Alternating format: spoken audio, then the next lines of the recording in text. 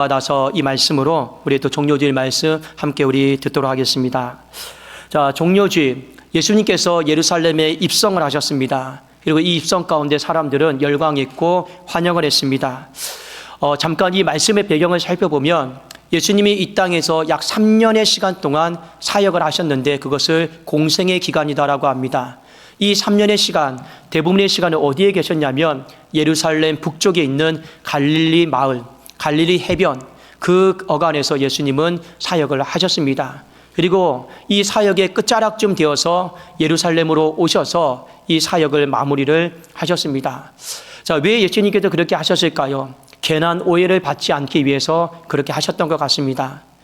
자, 이스라엘 백성들은 예수님을 기다리고 예수님이 자신의 나라의 이 로마의 압제로부터 구원해 주기를 간절히 원했던 마음이 있었습니다. 그것을 뭐라고 하냐면 메시아를 대망한다, 메시아를 기다린다, 이 메시아 대망 사상이다라고 하거든요.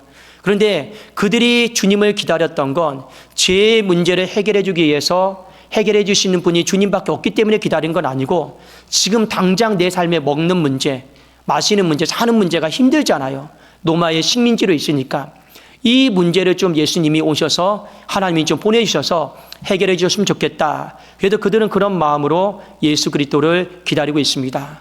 여러분, 정치다라고 하는 단어가 요즘에 참 많이 변질됐고 정치 이야기만 들으면 머리가 아플 때도 많이 있습니다. 그런데 원래 이 정치다라고 하는 말은 나쁜 의미는 아니에요. 정치의 가장 기본적인 뜻은 뭐냐? 지도자가 백성의 먹고 사는 문제를 해결해 주는 게 정치예요. 어떻게 하면 먹는 거 걱정하지 않게 할까? 어떻게 하면 잠 편안하게 잘 수 있도록 도울까? 그게 정치입니다. 근데 이것이 시간이 지나면서 권력과 여러분 연합이 되어서 희한한 쪽으로 흘러가서 그런 거지 실제로 정치는 먹는 문제 해결해 주는 겁니다. 그게 본질이에요. 자, 그런데 예수님은 이 땅에 오셔서 먹는 문제 해결해 주기 위해서 오신 분은 아닙니다. 분명해요. 우리의 인생의 죄의 문제를 해결하기 위해서 하나님이 보내셨고 예수님도 그것을 위해서 오신 것이 맞습니다. 그리고 그것의 해결의 가장 여러분 적합한 방법이 무엇입니까? 바로 십자가였습니다. 오늘 이제 십자가 지기 위해서 예루살렘 한복판에다 십자가 지기 위해서 예수님 이 땅에 오신 거예요. 많은 사람들이 볼 수 있도록, 많은 사람들이 기억할 수 있도록 그 중심부로 들어가셨습니다. 그런데 이것을 아무도 모르는 사람들은 종려 나무 가지를 들고 엄청나게 열광하면서 환호하면서 소리를 질렀습니다. 호산나 다윗의 자손이여.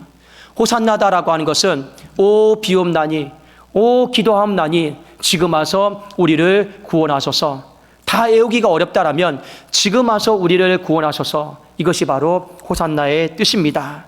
사람들이 열렬한 열광과 환호가 있었지만 우리 주님은 침착하셨어요. 우리 주님은 그 냉정함을 잊지 않았습니다. 그건 뭐냐? 하나님께서 나를 이 땅에 왜 보내셨을까? 이번 한 주는 하나님 앞에 어떻게 살아가야 될 것인가? 여기에 흔들림이 없이 주님은 또 다짐하고 또 다짐하고 오늘 이 종료의 주일의 시간을 하나님 앞에 드렸습니다.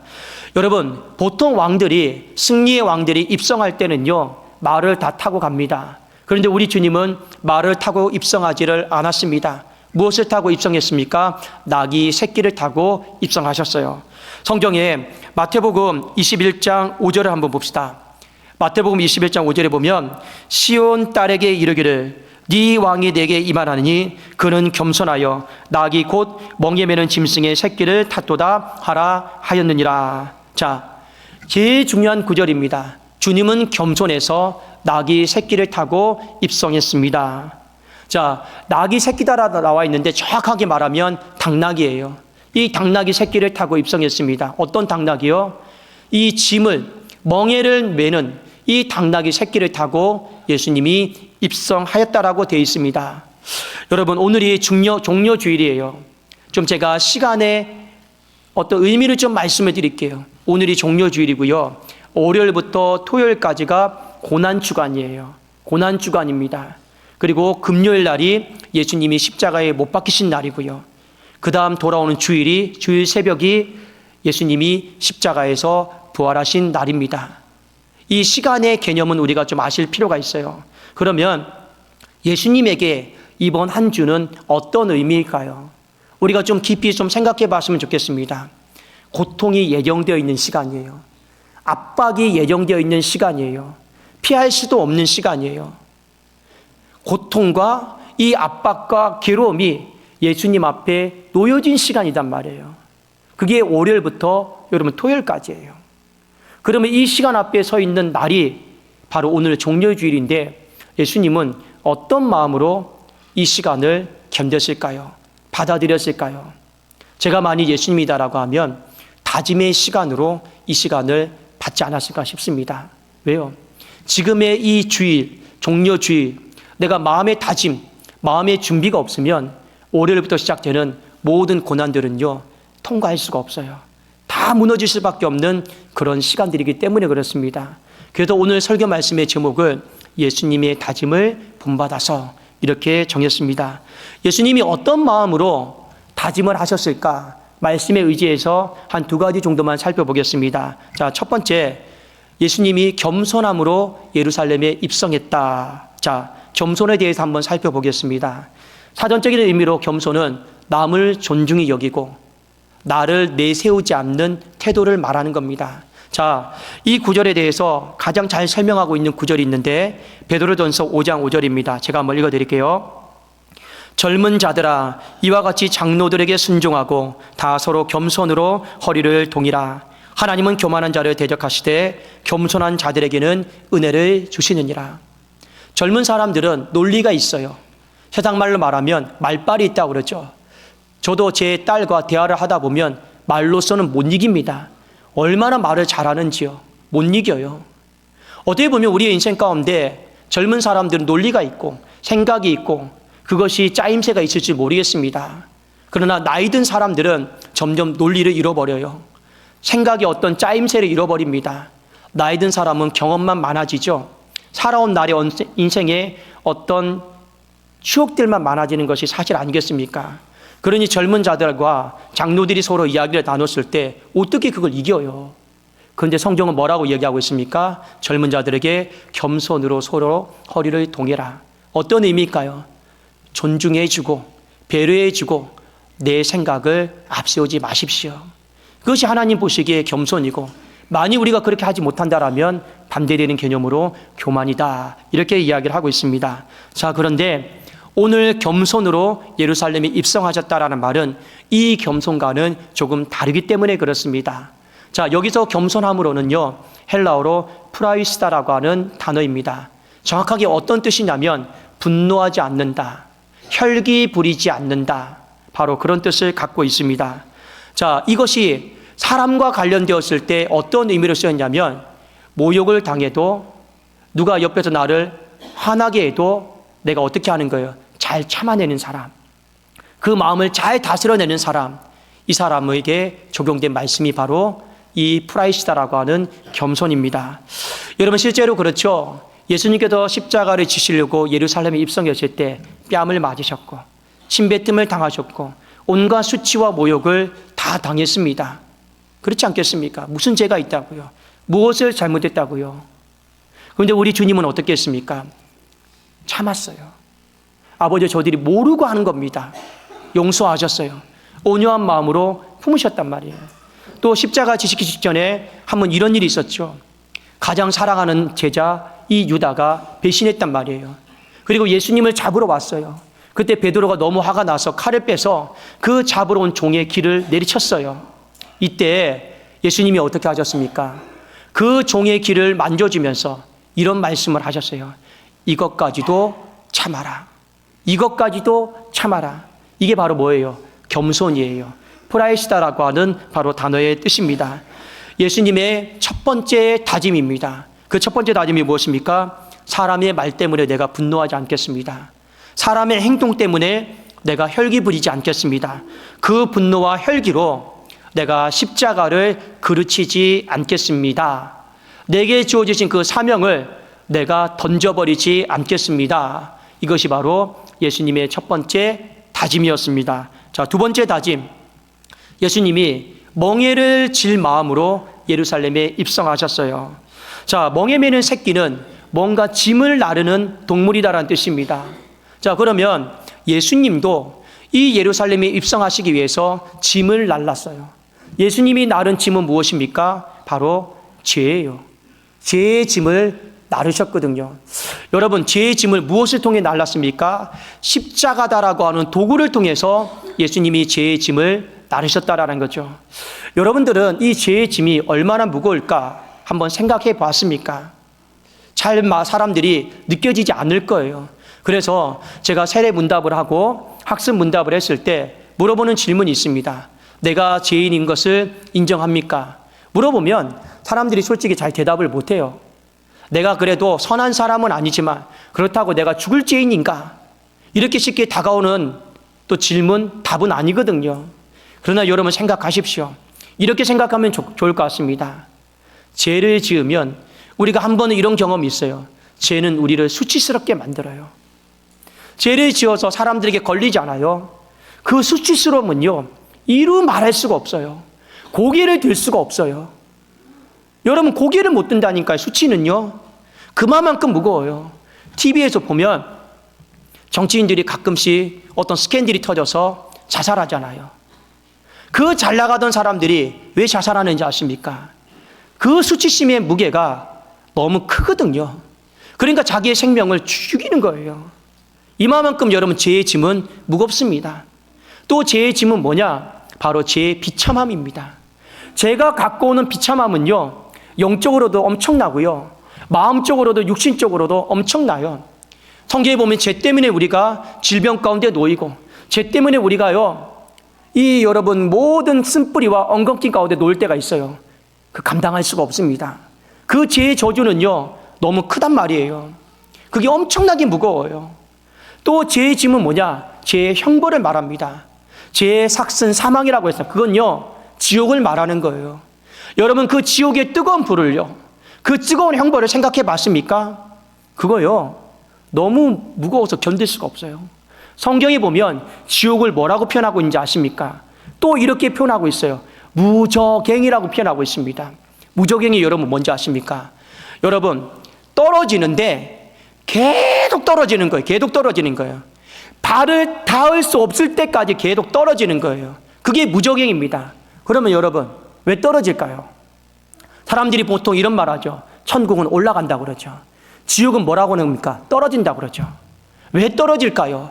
그 죄의 짐이 엄청나게 무거우니까 여러분 계속 떨어지는 거예요. 끝없이 떨어지는 것이 바로 죄의 형벌입니다. 그만큼 죄의 수치와 죄의 비참함과 죄의 형벌은요, 이루 말할 수 없을 정도로 죄의 짐은 무거운데 사람들이 그걸 잘 몰라요. 예수님이 십자가를 통해서 죄의 짐을 나르셨습니다. 중간에 가다가 쓰러지셨죠. 무거워서 쓰러진 게 아니에요. 힘들어서 쓰러진 건 아닙니다. 왜 쓰러졌을까요? 우리에게 샘플로 보여주는 거예요. 너가 생각한 것보다 이상으로 죄의 짐은 무겁다. 이거 보여주시기 위해서 여러분 보여주신 거예요. 근데 많은 사람들이 그걸 모르더라고요. 여러분 그거 아셔야 되는 겁니다. 그런데 그 죄의 짐은 내가 지는 짐이 아니에요. 원래는요, 여러분, 내가 져야 될 거예요.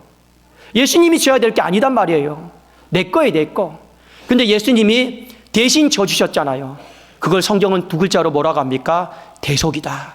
대속이다 얘기하고 있습니다. 대신 속죄해 주셨다. 대신 져주셨다. 근데 왜 대신 져주는지 아십니까? 여러분을 사랑하시기 때문에. 우리가 인생살이를 살다 보면요, 내가 관심도 없고 나와 등진 사람은요, 대신 짐을 져주는 법이 없습니다. 내 일 아니니까요. 그런데 우리의 마음에 누군가를 사랑하고 좋은 마음을 가지고 있잖아요. 그러면 대신 짐을 져주려고 하고 있습니다. 왜 우리의 짐을 대신 져줄까요? 오늘 성경 말씀 한 구절만 같이 봅시다. 시편 69편 19절입니다. 한번 띄워주시겠습니까? 시편 69편 19절. 자, 한번 우리 같이 한번 읽어보겠습니다. 시작. 날마다 우리 짐을 지시는 주, 곧 우리의 구원이신 하나님을 찬송할지로다. 셀라. 날마다 우리 짐을 져주신다. 이건 다른 말로 말하면 하나님이 그만큼 우리를 사랑하신다라는 거예요.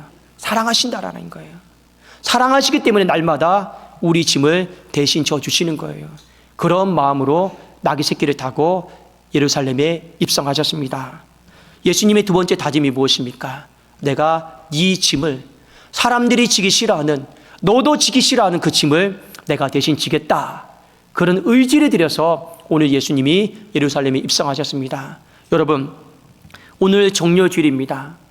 이번 한 주만큼은 내 세상적인 욕심들, 어떤 야망들 한번 다 내려놓고요, 예수님을 본받아서 신앙의 다짐을 할 수 있는 복된 하루가 되기를 주의 이름으로 축원합니다. 첫 번째, 하나님께서 내가 어떻게 살아가기를 원하시는가? 나는 이번 한 주 어떻게 사는 것이 하나님의 기쁨이 될 것인가? 이것을 좀 깊이 생각하고 다짐을 했으면 좋겠습니다. 어떻게 하면 점수 더 잘 받을 수 있을까? 어떻게 하면 시험 더 잘 볼 수 있을까? 어떻게 하면 돈 더 많이 벌까? 어떻게 하면 투자한 주식에 대박 날까? 이런 생각 말고요, 이번 한 주만큼은 하나님께도 기뻐하시는 신앙의 다짐을 하십시오. 그러면 먹는 문제, 이 정치의 문제는 하나님이 손수 풀어주실 것입니다. 첫 번째 다짐입니다. 겸손하겠습니다. 이걸 다른 말로 말하면 무엇입니까? 하나님, 이것까지도 참겠습니다. 이것까지도 참겠습니다. 여러분, 솔직히 말씀을 드려서 우리의 신앙생활은 대부분이 다 교회 생활입니다. 물론 신앙생활 이꼴 교회 생활은 아니에요.